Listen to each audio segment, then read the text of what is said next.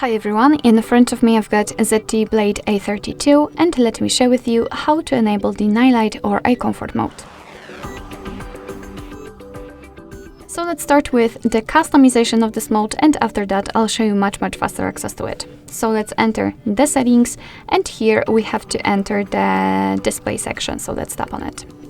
Now let's tap on the night light, which is on the third position, and first of all, before we'll be able to actually customize it, we have to turn it on. So let's tap on turn on now, and as you can see, the screen turns yellowish or even amber, and basically it is in order to filter the blue light.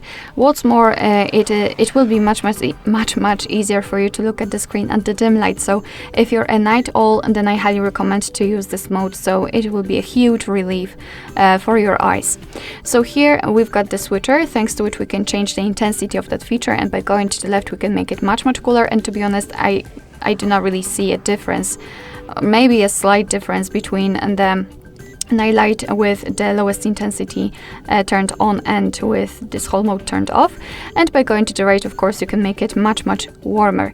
So of course set it just like you want to, and we can also schedule that feature. The none option is manual option, so we'll have to manually turn it on and off. You can turn it on at custom time, so you can freely pick start and the end time, and your device will basically apply the mode accordingly. And you can turn it on from sunset to sunrise, and basically your device will automatically decide when the sunsets and sunrises are. It is, I believe, location based. So it's up to you. I prefer none option. So this is the whole customization, and to have much faster access to this option, simply unroll the top bar. You have to unroll it fully to show all of those icons. And now let's go and try to find the night light, which is in my case here. So let's simply tap on it to turn it on. As you can see, it is immediately applied, and the same situation with turning it off.